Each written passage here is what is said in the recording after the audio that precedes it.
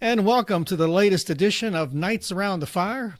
I'm here with Sue Taylor, Hello. and today we're going to go back to one of our favorite topics, Bigfoot. I guess you can notice.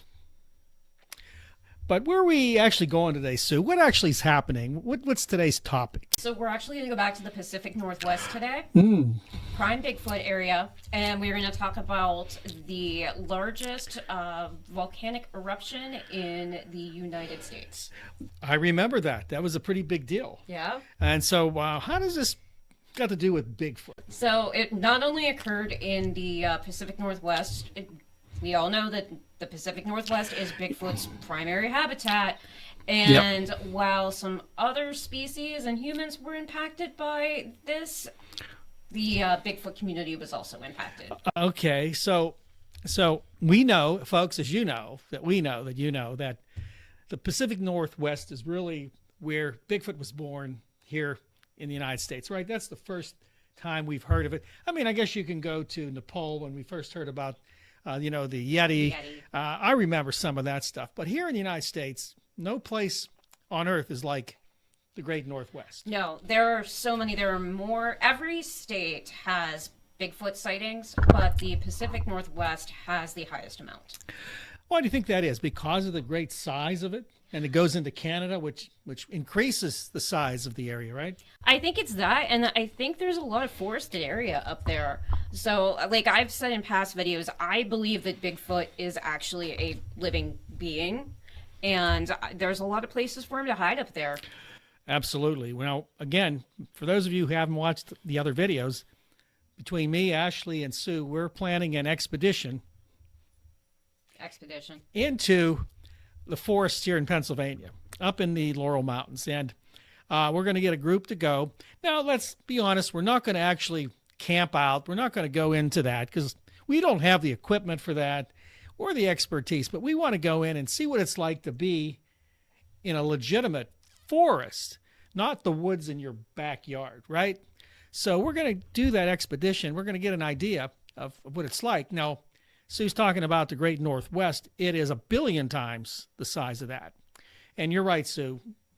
If you're a big ape-like creature, that's the place to hide, I'm sure. Yeah. So tell us more about basically the volcano and how it affected Bigfoot. Okay, so what we were talking about, for anybody who's not familiar with it, is the eruption of Mount St. Helens on May 18th, 1980, which 2 years later would become my birthday.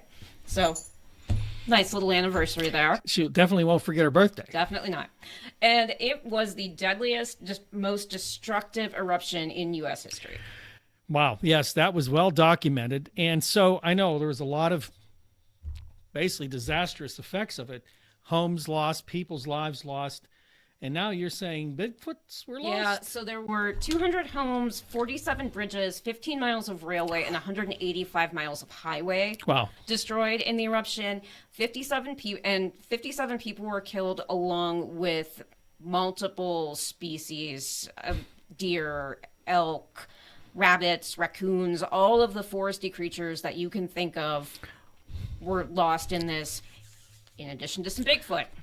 Okay, so what evidence do we have that Bigfoot were killed? Now, I guess we can assume if there are Bigfoot up there, unless they had a warning somehow, a warning system or a portal, that they would be affected by it as well. Now, I want to go back a little. All that damage, keep in mind that Mount St. Helens is very far away from just about all parts of civilization. So that was that destructive that it reached railways and all the homes and all the things that it hit was really devastating for that particular area.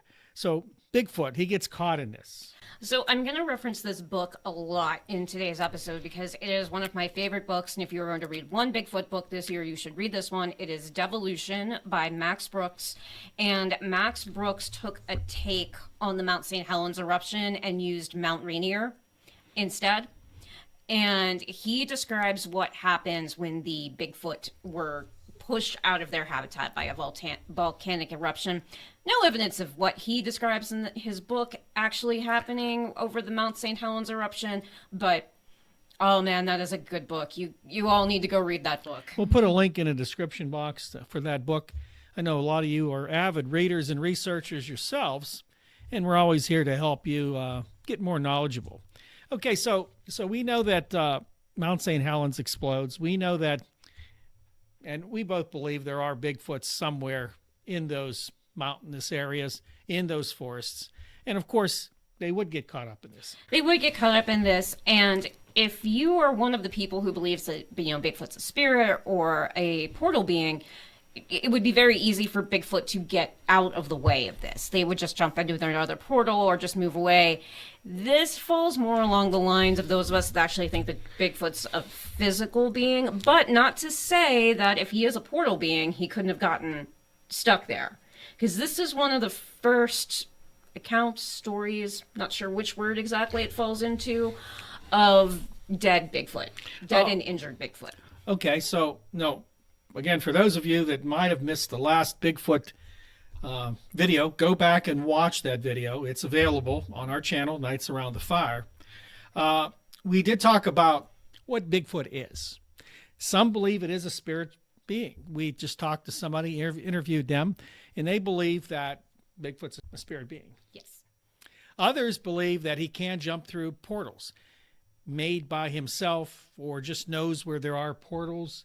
Again, these are theories that none of us can really prove, but I think both Sue and I believe that Bigfoot's flesh. Yes. Okay? So then he would be susceptible to dying. Yes. So did people find bodies of Bigfoot? They did. So after Mount St. Helens erupted, the military came in, like the U.S. government does. They come into these impacted areas to provide aid. And the stories started coming out after the Mount St. Helens eruption. About the first one that occurred was apparently there were 2 dead Bigfoot found in the Cowlitz, I think I'm pronouncing that correctly, river. And the bodies were taken and they were housed in a makeshift morgue until the US Forestry Service could lift them out of the area. I mean, you figure if they're big, like, you're going to need something. Yeah, like, you're not going to be able to take them in an ambulance. No. They were dead, though. They were dead. Yeah, these particular Bigfoot were dead. And another instance of seeing dead Bigfoot was in Spokane, Washington. A helicopter was seen towing a net filled with bodies of dead Bigfoot. So more than one, for sure. Yes. So it's not unexpected to hear stories like this. And again, I would assume, now you know what assumption means, but we have to assume that, A, if Bigfoot do exist, if they exist in the great forests of the great Northwest, then they have, the ability to be killed in such a catastrophic way, which was this Mount St. Helens eruption. Very devastating, and it's not something you can run from. You can't outrun a volcano, and I'm sure they couldn't either. So what happened to the bodies after? Do we know? Apparently they were taken away by the government, and the servicemen who were guarding these bodies were told that they didn't see anything, to forget what they saw and to not ask any questions. Feels like a Roswell It incident. does. I was about to say that. It feels like Roswell. Now, the government's really good at covering up. They have a whole bureaucracy designed to cover up, which we talked about in the UFO videos. And, of course, they have covered up knowledge they do have about what's happening in our skies, not just here in America, but across the world. So it's not going to be any different from Bigfoot. Now, Sue, I have a question for you. Yeah. We talk about it. It is a hot topic. And remember, folks, we've talked about this as well, that pop culture does have an effect on what we see and believe and what we think we know. And sometimes that's accurate, sometimes it's not. I think both of us agree that there's enough evidence to know that something's out in those woods. We believe, and I think it's undoubtedly known, that the government has to know about it. Right? Yeah, I have a lot of thoughts on this topic. Okay, so let's first go there. And I know there's various little ways to go here, but let's talk about the government's role because, as I said, they're really good at covering things up. And why would they cover up Bigfoot, and why would they think it's necessary to do so? So I've got a couple of thoughts on that. The first one is, if you are the U.S. government and you go public and you say, yes, we're confirming that all Bigfoot is loose in the national parks, all of the sightings that we have looked into are accurate, we've confirmed, we have found corpses of dead Bigfoot along the way, found all these things. You are going to start a firestorm of human beings in this country running into the wilderness, attempting to hunt a Bigfoot, attempting to capture one, attempting to put one in a zoo, attempting to shoot one so that they can put it in their living room. You're gonna create a mess, and you're gonna create danger, and you're gonna put people at risk. You mean sort of like on Jaws when they were looking for the great white that was killing people in the ocean, and everybody and their mother went out. Yes, exactly. And Richard exactly Dreyfuss like said, that. they're all going to die. Yes. Okay, so okay, I can go with So that. let's not even think, like, let's think about, there's not supposed to be any hunting in the national parks, but Right. if you get people out there you're going to need to increase the Forestry Service. Which to they just patrol. cut back. They just cut back, so you can't add more forest rangers now to protect the parks from people coming in to hunt Bigfoot. And you're also putting people out there who are hiking and visiting like they're supposed to be doing. You're putting them at risk because now you've got people out there running around with guns trying to shoot Bigfoot, Setting up traps. yeah, and potentially injuring somebody else. So I think this is a huge liability, which kind of segues into my next point. My next point is, I think that the government cannot handle this. They don't want to deal with the economic crisis of it. Because there are some people that if you tell them that Bigfoot is real, they're going to go running right out to those national parks to go see it. Then you're going to have other people who are going to go, I'm not taking my kids out there when you tell me this giant ape creature is running around out there. And yes, he is responsible for some disappearances. And we don't know really that he's violent. So in some ways, it's going to be great for tourism. In other ways, it's going to be terrible. So you're saying net on net here, it's probably not worth It's not worth it. going. No. So you're saying the government has something similar to the UFO investigation, its own Project Blue Book, except with Bigfoot. 100%. That is absolutely what I believe. Maybe that will come out someday that there was a Project Bigfoot from the U.S. government. Okay, so we've talked about how people look at Bigfoot. So do you think the government is basically researching what these are, or do you think they already know what they are and where they came from? I think they probably already know. I think if incidents like the Mount St. Helens eruption occurred and they found these bodies, and so they even supposedly found some injured ones after the Mount St. Helens eruption. There are some stories of military personnel going around with an injured Bigfoot to various caves in the area looking for other Bigfoots. You're saying cooperation. Yes. That's a big one. You've heard that first here.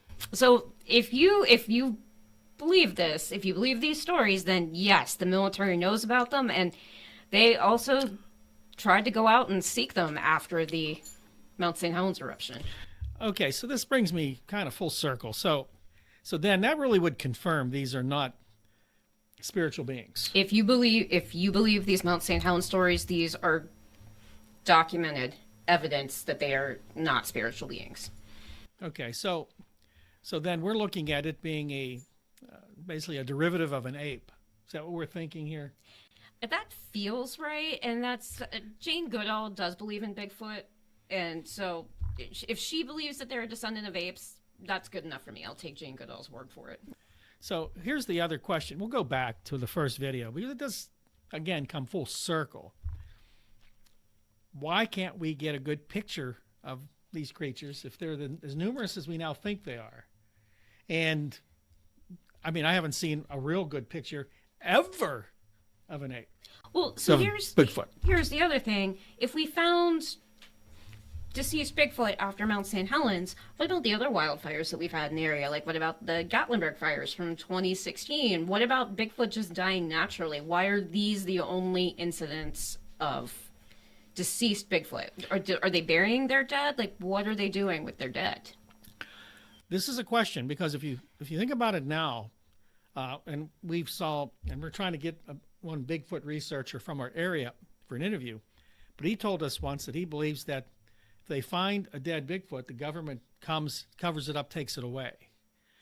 This is what he told us. Now, again, that would go to the conspiracy theory that the U.S. government is trying to avoid letting people know there are such things. Which I don't have a problem with, but as we've seen in the last few months, the U.S. government's trying to cut funds. Yeah. So why would they spend all that money like going out and picking up every dead Bigfoot out there? Yeah, I guess so. You know, it's not a deer on the Pennsylvania Turnpike. Right, and there are a lot of those.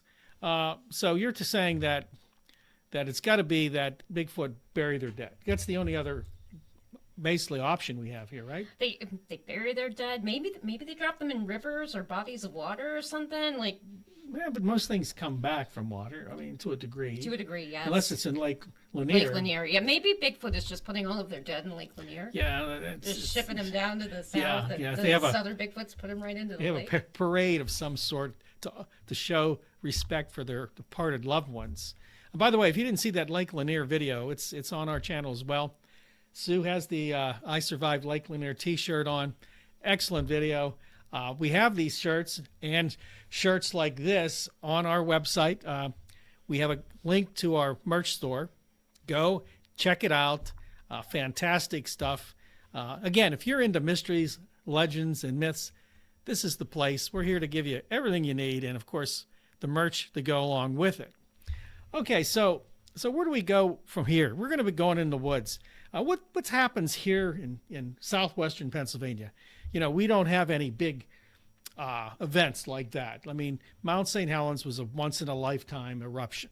And, again, that would shake the world, shook the whole area up there. And, of course, Bigfoot was affected, as we believe now. Well, I will say scientists have said that if Mount St. Helens erupts again, it's going to be worse than the last time. Because the way the lava formed on the cone of the mountain, it's going to take a lot of pressure for it to blow. So it's going to be a bigger one if it goes up again. So do you think that Bigfoot realized this and maybe have moved away from the mountain?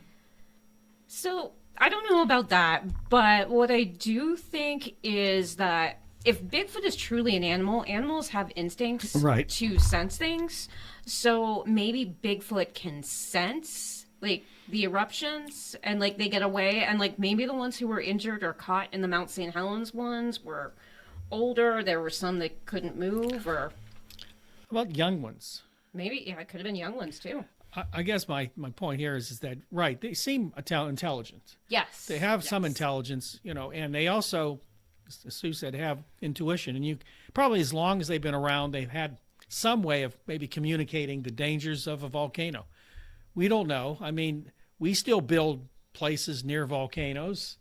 Not the smartest thing to do, but we do. I mean, Mount St. Helens is still to this day a very popular, I don't want to say tourist attraction, but like hiking, fishing, camping, that type of thing. It's a very popular outdoors area. And one of the channels that we are going to link in the comments is a gentleman that I discovered called Mike Wanders. And he goes out to all of these areas in search of Bigfoot. And his videos are not only interesting to watch, they are absolutely beautiful. Like the scenery that they have out there, he just gets great shots of it. So I highly recommend you go into the comments and go check that guy out because he's got a great channel over there. And I highly recommend don't judge our videos when we go out to an expedition with his. We don't have that type of sophistication, but we are going to go and we're going to check it out. So, okay, Sue, here in southwestern Pennsylvania, of course, we can only really talk physically about the places we've been, which is here. I've never been to the Great Northwest. I have not either. I've been to the Smokies, and I feel like I haven't looked that much into Bigfoot in the Smokies, but we could do a video on Bigfoot in the Smokies, too. Yeah, and as Sue mentioned, sightings are everywhere. And right here where we are at, we get hammered with a lot of sightings. We still have a few investigations to do of our own. One, Dogman, which is, I'm not sure if we consider Dogman a Bigfoot. No, and we need to dig into Dogman in one of our later episodes because are they the same? Some people say they are. Some people say they aren't. A different cryptid? I mean, we don't know because all of them have different names, and some look different compared to the sightings, right? Some people say that the dog man looks like it's the traditional werewolf kind of guy. I guess that would be an excellent video as well. Yeah, we'll have to start working on that one. There's a lot to work on here, folks. And again, if you're working on a topic you'd like me and Sue and Ashley to present before you, put it in the comment section. We'll look into it. Sky's the limit. Nothing's off the table here. Feel free to shoot us an email. We are at strangeworld777@yahoo.com, and we will be happy to take a look into it. Got a lot of requests for a lot of topics, so we are happy to hear what you have to say too. I know we're going to be doing interviews with some ghost hunters from our area here. We do, and so you're going to want to like and subscribe, and when we hit 50 subscribers, I promise you we will get one of these ghost and haunt live tours out there. We'll go out and do some buildings here in our little hometown. Yeah, and supposedly this particular area is extremely haunted, according to some of the investigators. Yep, that's all coming up. And in October, hopefully we're going to have a really big time doing that. So stay tuned. Okay, so let's talk about, trying to find evidence of Bigfoot for people who don't believe in Bigfoot. We see some of the evidence that, again, maybe hearsay. We can't confirm that the government actually had Bigfoots. We can't confirm that with our eyes. We're not sure. But how do we ever think we're going to be able to really look and find a Bigfoot, even though if we go out into the woods? Is there ever going to be somebody that comes up with true evidence? It's been a lot of years. And you're right. So that is the government really going up and are they going through the national parks every night and making sure they've cleaned up all the Bigfoot evidence? Is somebody going out there and cleaning up all of this so that we're keeping up with the conspiracy? I don't know what the answer is, because you would think if it was real, they would find there would have to be some evidence. They would be able to test strange fur. They would be able to test the footprints. We would have some sort of definitive evidence that there was something out there. Well, and in all fairness, there are plenty of excellent researchers that are out there that have tried to do that. You see some of them on some of the channels. Not all of them are very good.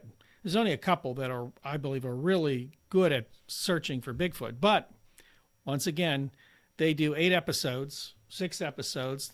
Maybe they're in 6 locations, unless you stay somewhere for a long time, and that hasn't happened. There's a lot of people that do it privately. And there are people that just live in these areas, and they insist that, they're feeding a Bigfoot out there. There's always a Bigfoot. They leave, apples, jars of peanut butter out there for them, that type of thing. But we have trail cams, we have Ring doorbell cameras, and nobody's got a picture of one of these guys out there yet, a clear, solid picture of one of these guys. Yeah, so that does hurt credibility. It does. It does. We know that, folks. Yeah. Believe me, we know it. Yeah, we're very logical people here. Yes. Like the paranormal side. Yeah, we're to a point we know that it's really impossible just to go out and find right off the bat evidence of a Bigfoot. We know that. But the evidence that is out there, the people that have come forth, and there's a lot of them, more than we can talk about on this channel, have seen face-to-face these creatures. Now, you either call them a liar, and you can make up that they've seen a bear, and of course, you've seen and heard all the excuses people use. But even if a small portion of these are 100% accurate, you've got bingo there, because I believe that people have seen this creature throughout the United States, not just in 1 or 2 places. So are we saying that maybe the ones that have been really publicized, those are the some of the fake ones that are out there, that they just haven't caught one of the real ones yet? Maybe, or maybe none of it, can be actually quantified or actually come up with a physical hard evidence of a picture that is 100% undeniable. Because even with the aliens, the government with Project Blue Book, they had gone through, and I don't know why I can't come up with words today, they had gone through and debunked some of them. Yes. And said some other ones, we don't really know what it was, so maybe it was aliens. So if there is a book out there like this on Bigfoot, then are there some that actually say, confirmed, actually was Bigfoot, animal was documented in this area at this time? Yeah, I think the the truth is that most people are skeptical from the beginning. So even if someone comes up and said, I physically saw one, they're not going to believe you 9 times out of 10. I think that's probably why. And the way that means that no one will ever really get to the bottom of it, because no matter what you give them, unless you bring them a real Bigfoot, they're not going to believe it. Even some people then wouldn't believe it. They'd be like, oh, they're just paying Genetic. somebody to, wear a monkey suit, or it's just some sort of strange, sick gorilla or something like that. Like, some people don't believe things. No, they don't. And, we're here to make sure that we get the best information we can. The Sue gave us some really good stuff here. And, it's probably possible that all happened. You had a pretty big eruption. It's going to affect anything in the forest, any creature in the forest. You can't outrun it. You can't argue with it. You can't really, you're there. It's going to happen. It's going to overtake you. And in a good sense, it's going to kill you. So I'm going to play devil's advocate here for a second.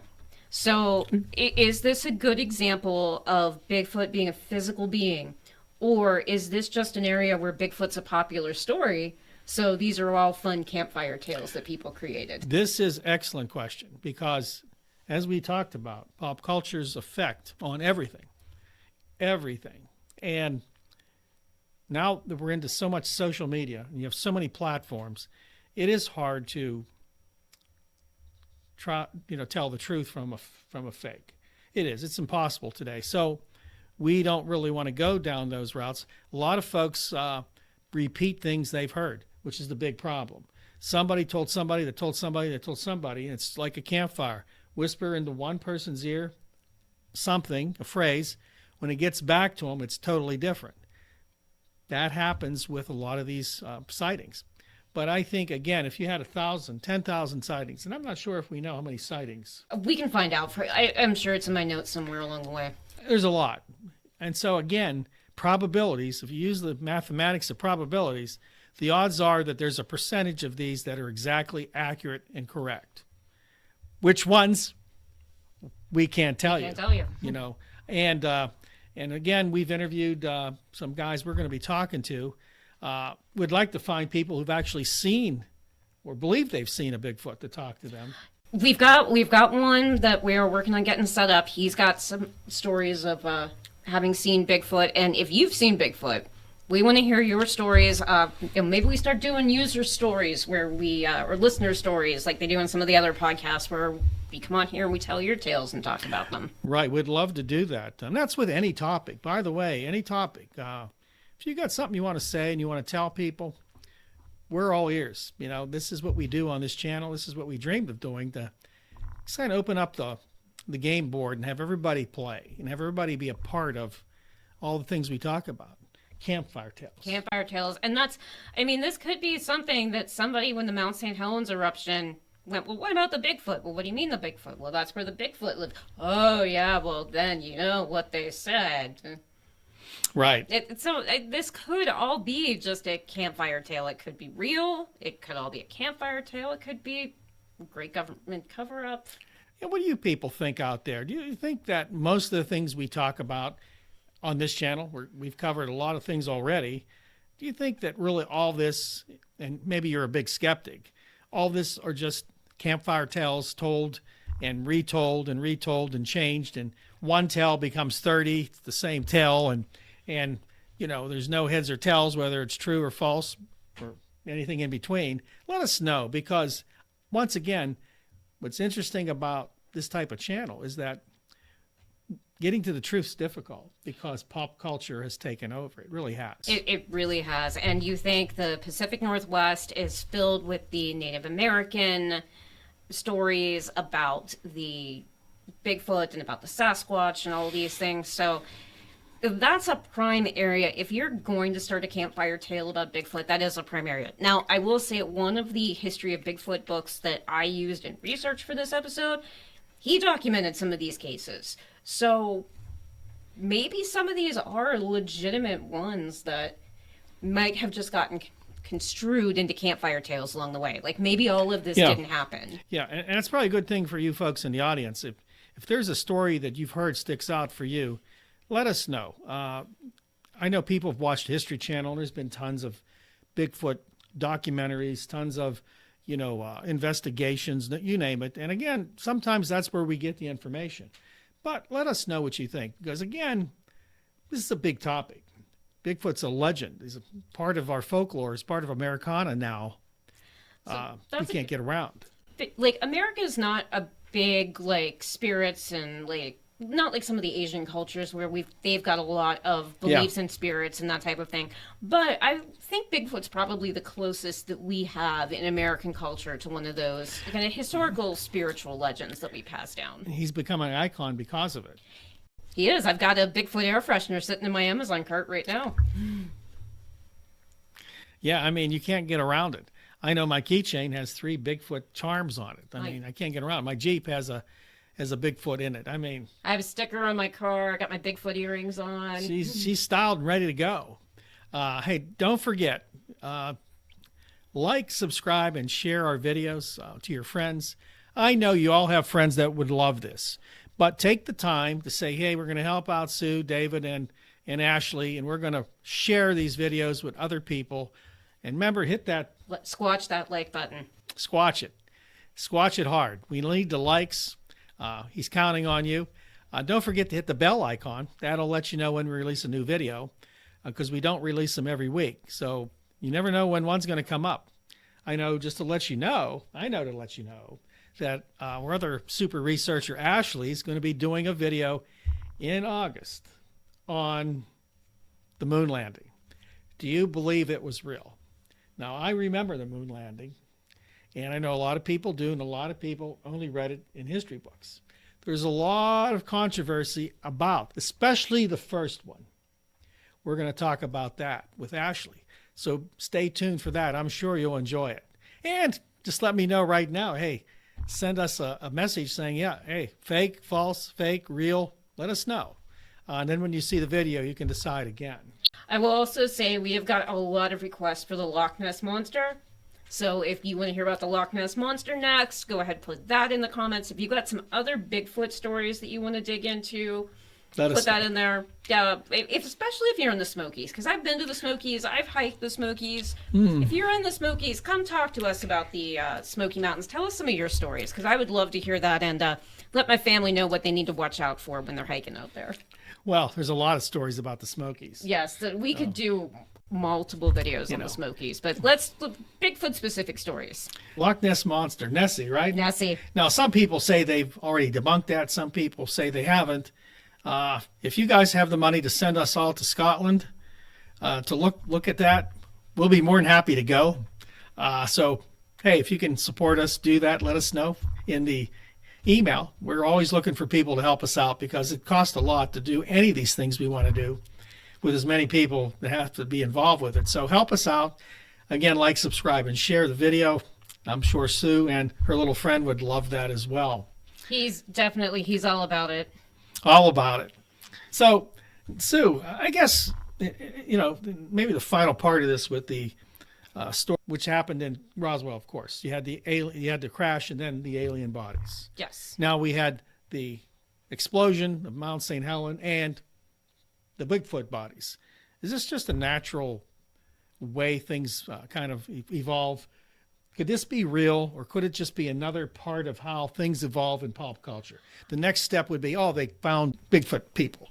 So I think it's all in how you want to look at it, because I think if you are looking for evidence, like if you were a researcher who is looking for evidence, then I think this is absolutely your piece.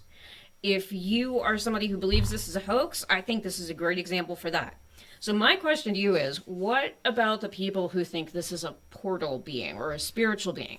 How do you guys explain that? How does that fall? Are these, Bigfoot that didn't trust their instincts and got caught and didn't get a chance to move in time, or? Good question. What do you think? See, since I don't believe it's a spiritual being, it makes it hard to answer that question. I will say this: if it is a spiritual being, then it probably shouldn't have been harmed. Right, and so I could make a giant flow chart with all the different theories on this one, where you could prove or disprove half of these. Well, that's the other problem. And again, folks, remember, because pop culture is so deeply intertwined with everything, even like I mentioned, the moon landing. Pop culture has taken that over, and we're going to get to the bottom of that as well. And again, but even though we present you with evidence, like, is it a spiritual being? I don't think so. Sue doesn't think so. A lot of people do. Can they use portals? If they can make them, I don't think they can. My opinion is if they use portals, they happen to know where they're at. Now, we mentioned in our first video, Stephen King called them thinnies, places on Earth that are thin between worlds. And if you know where they're at, you can go through to another time or another world. I don't know. That's physics. Many people believe that's possible. But the truth is, we don't know any of the above because, once again, our judgment's going to be clouded by what we know and what people say. Unless you actually see a Bigfoot go through a portal, or you see that it's somehow, I don't see how it can be a spiritual being. It just somehow mismatches with what my mind says a spiritual being is. And that's the same. And it might have been the Mike Wanders channel that said this, that if this is truly a spiritual being, there's absolutely no way that you can prove that this is true or false. No. Like you can't. Like, you can believe it, but you're not actually going to be able to put proof to it. Now, if it is a physical being, you can put proof to that. Sure. And this might be the example. We just need the government to come out and say, yep, sure did. It happened. Here's one right here.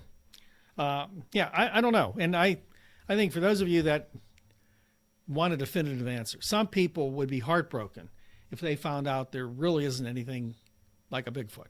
Some people are that vested in the legend, the myth, the icon that is Bigfoot.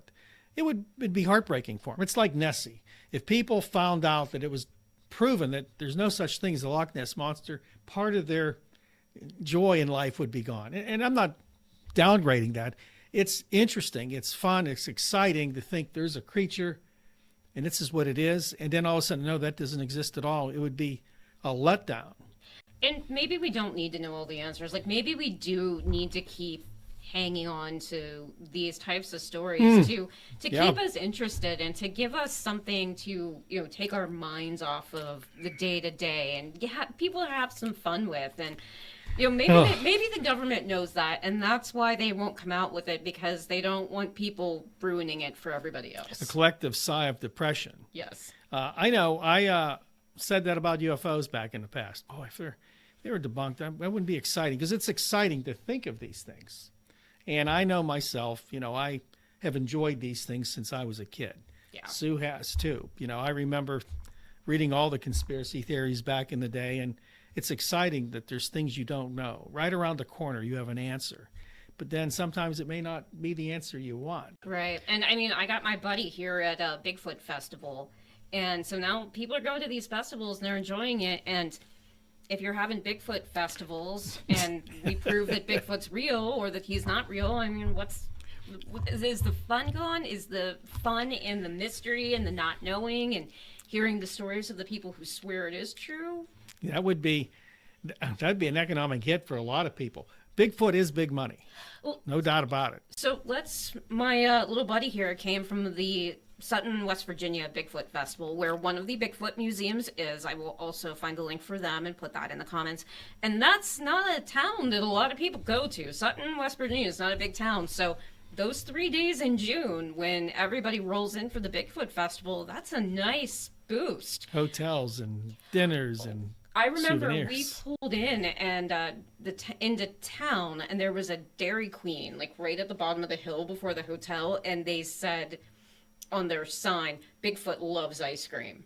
And he does. He really does like ice cream a lot. Sue makes the great point there. You have everybody with a very interest in a topic like this. And we don't always think of it because look at the History Channel. We talk about this. They have like 2,500 programs a year on Bigfoot.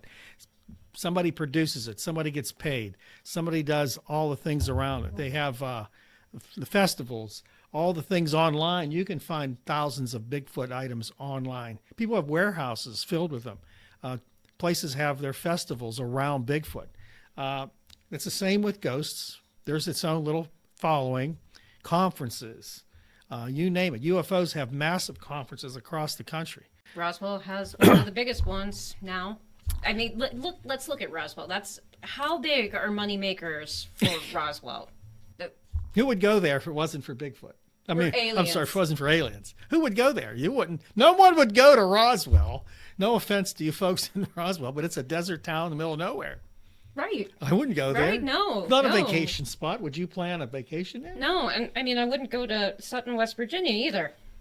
Well, no. I mean, that's true. I mean, you might go to the Great Northwest. Yeah. But maybe not to look for Bigfoot.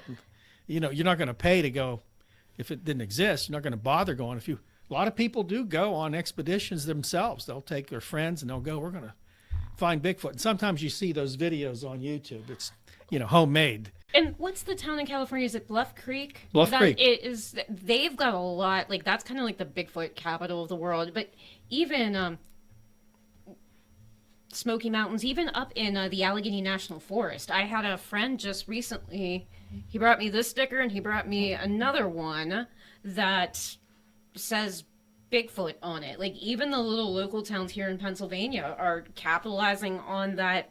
Hey, we've got a forest. There must be a Bigfoot living in it. And it's an economic thing. And, sometimes you just go with it, And I know a lot of folks, and I notice you have another Bigfoot on I want to turn that. He is also from the Sutton, West Virginia Bigfoot Festival.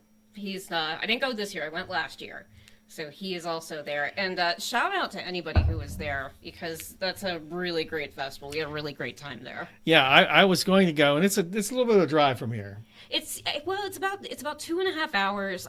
When we went for the whole weekend, and I'll shoot you some pictures. You can put some pictures of we can put them up the on Bigfoot Festival in the video.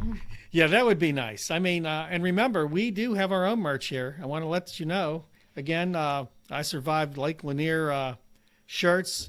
We have the station shirts, the Lady in the Water. And we do need a Bigfoot specific one. So if you guys have some ideas for things you would like to see merch wise, we are happy to take suggestions. We'll provide it. Yes, I think it's fun. And the nice thing is that usually it's something everybody can talk about without getting upset. Yeah. See, I have another channel, which I'll promote right now. It's called the David Tomsic Show. That's me. It is intense to a degree. I have fun doing it. We talk politics, geopolitics, economics, a lot of things. We have a lot of topics there. If you enjoy that, go over to that website. I'll have a link in the description box. I'm sure you'll enjoy it if you like the talk about the world events going on today. But for this channel, we're here for you as well. Don't forget again to like, subscribe, and share. We're trying to get to 50, right? 50. We're at, I believe, 31 right now. So help us out. Get your friends and family to go watch the videos if they enjoy. Hit that like or squash the like button. Squash that like button. And hit the subscribe button as well. We're trying to get to 50 as fast as we can. I think your deadline was October? Yeah, October would be good. Okay. Yeah. So by October, we want to get from 31 to 50 subscribers. Help us out there. I know you got a lot of people that love this stuff. There's millions of people that love Bigfoot. So I think we can get on track with you pretty quick. And after you guys have finished watching the videos on this channel and caught up on the videos on Dave's channel, go get yourself a copy of Max Brooks' Devolution. You will not be sad. It is a wonderful book. Promise. Great. And I think that's all the time we have today. Again, we appreciate you. From Sue and Ashley, we're grateful for those that have joined our channel, have subscribed. Look out for Ashley's video coming up. Don't forget the little guy here. He's asking you to join, befriend him, hit the like button.